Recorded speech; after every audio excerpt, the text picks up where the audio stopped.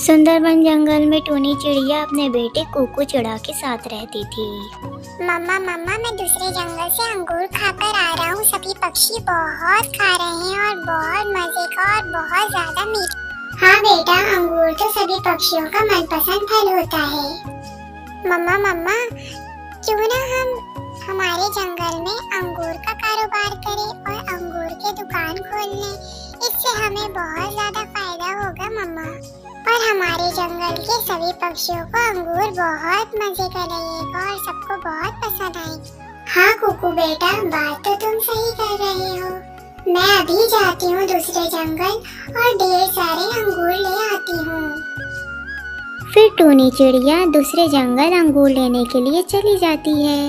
फिर थोड़ी ही देर में वो ढेर सारे अंगूर ले आती है। कुकू बेटा, मैं ढेर सारे अंगूर ले आई हूँ। चलो अब हम अपने जंगल जाकर ये ढेर सारे अंगूर लगा देते हैं। फिर वे दोनों जाकर बहुत सारे अंगूर का ठेला लगा लेते हैं और चिड़िया के अंगूर सभी को पसंद आते हैं। सभी पक्षी टूनी चिड़िया से ही अंगूर खरीदते हैं क्योंकि टूनी चिड़िया के अंगूर बहुत ज़्यादा स्वादिष्ट और मीठे होते हैं। इस तरह टूनी चिड़िया को इस अंगूर से बहुत से मुनाफे होते हैं। फिर वो बहुत सारे पैसे लेकर अपने घर आ जाते हैं। उसी जंगल में कालू कौवा और उसका बेटा मुनमुन कौवा भी रहता था। कालू कौवा और मुनमुन कौवा टूनी चिड़िया से बहुत ज़्यादा जल रहे थे। जैसा कालू कौवा था वैसे ही मुनमुन कौवा भी था, एक नंबर का आलसी और दुष्ट। पापा पापा आपको पता है, टोनी आंटी ने एक बहुत ही बड़ा सा दुकान खोला है।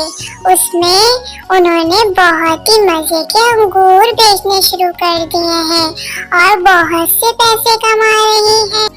अरे बेटा, तुम फिक्र मत करो, मैं उससे अच्छी दुकान खोल लूंगा।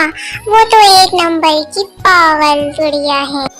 हाँ पापा, हम लोग भी वैसे ही एक बहुत अच्छा सा दुकान खोल लेते हैं, फिर हमारे पास भी उससे ज्यादा पैसे आ जाएंगे। अरे मुनमुन कौवा, तुम ज्यादा फिक्र मत करो, मैं अभी जा रहा हूँ जहाँ से टूनी चिड़िया अनार लेकर आई है वहीं जा।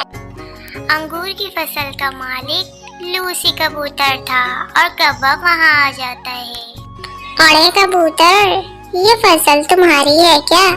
टूनी चिड़िया भी यहाँ से अंगूर लेके गई है क्या? हाँ हाँ, तुम ठीक कह रहे हो। टूनी चिड़िया भी मेरे पास से बहुत से अंगूर लेके गई है और वो बहुत से पैसे लेकर आई थी। अरे कबूतर, मुझे भी अंगूर दे दो बहुत सारे। कालू कौवा, क्या तुम पैसे लेकर आए हो? हाँ, मैं पैसे तो लेकर आया हूँ। मुझे ऐसे अनार चाहिए जो खराब से हो और खट्टे से हो और सस्ते अनार चाहिए ताकि मेरा मुनाफा ज्यादा हो। समझ गए लूसी कबूतर तुम? अरे कालू कौवे, टूनी चिड़िया तो इतने महंगे अनार लेके गई है और बिल्कुल मीठे अनार लेकर गई है टूनी चिड़िया। ज्यादा मुझसे बहस ना करो, मैंने तुमसे जितना कहा है बस उतना करो। मुझे बिल्कुल खट्टे अंगूर दो और ये लो पैसे। फिर अगले दिन होते ही कालू कौवा और मुनमुन कौवा दोनों ही खट्टे अंगूर के ठेला लगा लेते हैं और वहीं खड़े रहते हैं। अरे पापा, देखो तो देखो, जरा सामने तो देखो, टूनी आंटी का कितना ही बिक्री हुआ जा रहा है। इसी तरह टूनी चिड़िया के पास बहुत से पक्षी बहुत सारे अंगूर लेकर जा रहे थे। ये देखकर कालू कौवा और मुनमुन कौवा दोनों ही मन में जल रहे थे। फिर अचानक से एक सुंदरी चील आती है और कालू कौवे से कहती, हे कालू कौवे, मुझे 10 किलो अंगूर चाहिए, क्या तुम मुझे दे दोगे? हाँ हाँ, जरूर दूंगा मैं। ये लो, तुम पहले ग्राहक हो कि इतने सारे अंगूर ले रही हो मुझसे, पहले चख लो। फिर सुंदरी चील वो अंगूर चखने लगती है। तुमने क्या खिला दिया कालू कौवे? मुझसे सही से बोला भी नहीं जा रहा। इतने खट्टे, इतने खट्टे। तुमने क्या करा हमारे साथ कालू कौवे? मैं अब तुम्हें नहीं छोड़ छोड़ूंगी कालू कौवे, अब तुम मुझसे बच के दिखाओ।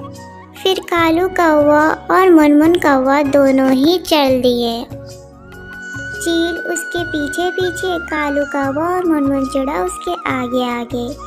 चील उसे छोड़ती नहीं है, उसके पास जाते ही रहती है। इस कहानी से हमें यही सीख मिलती है कि हमें अपने फायदे के लिए किसी का नुकसान नहीं करना चाहिए। बस मीनू चिड़िया जब आती है तो वो देखती है कि उसके घर के छत टूट चुके थे और घर में पानी भर चुका था और मीनू चिड़िया के दोनों बच्चे मर चुके थे। बस यही था कि मीनू चिड़िया कहती है, हाय रे, ये क्या हो गया? अब मैं सोनू चिड़िया को क्या जवाब दूंगी? अब मेरा क्या होगा? मेरे बच्चे तो चले गए। इस तरह कुछ दिन बीत जाते हैं। इसी तरह दूसरा दिन हो जाता है। अगले दिन टूनी चिड़िया एक पेड़ पर बैठी होती है और बहुत ज़्यादा उदास होती है अपनी बेटी की देहात के कारण। कौवा और कौवी उसे देखकर बहुत ही ज़्यादा खुश होते हैं। तभी कौवी कहती है, अरे कालू कौवे, तुमने तो बिल्कुल भी सही काम नहीं किया है। वो टूनी चिड़िया कैसे बच गई? तुमने तो उसका घर तोड़कर गिरा दिया था, लेकिन फिर भी वो टूनी चिड़िया जिंदा बच गई और उसकी बेटी मर गई। अब तो मुझे ही उसको मारना पड़ेगा। अरे गोरी कौवी, तुम सही कह रही हो, तुम ही मार सकती हो तुम, क्योंकि मुझसे ज्यादा चालाक हो और शातिर हो। तुम कर सकती हो गोरी कौवी। अरे मैं ऐसा करती हूँ, अपना एक घर बना लेती हूँ। बारिश के कारण तो सभी लकड़ियाँ अभी गीली होंगी। ऐसा करती हूँ कि मैं मिट्टी का एक घर बना लेती हूँ ताकि मैं अच्छे से अपनी जिंदगी गुजार लूँ। मेरा तो अब कोई बच्चा भी नहीं है, मैं अपनी जिंदगी ऐसे ही काट लूंगी। चलो मैं एक अच्छी सी घर ही बना लेती हूँ। जा रही मिट्टी। इसी तरह टूनी चिड़िया अपनी मेहनत और लगन से बहुत सारे मिट्टी इकट्ठे कर लेती है और दूसरे जंगल से मिट्टी ले आती है। तकरीबन 7 दिन में ही टूनी चिड़िया एक बहुत अच्छे और बहुत ही जबरदस्त मिट्टी का घर बना लेती है और कहती है, अरे मैंने तो इतना अच्छा घर बना लिया इतने कम समय में। अब तो मैं बहुत ही आराम से रहूंगी।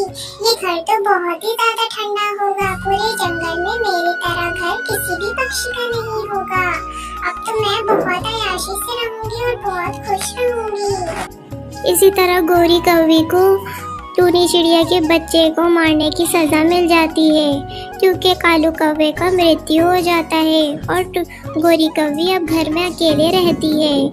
इस तरह उसे सज़ा मिल जाती है। दोस्तों, इस कहानी से हमें ये सीख मिलती है कि हमें किसी के साथ भी बुरा नहीं करना चाहिए, बल्कि सबके साथ अच्छा ही करना चाहिए।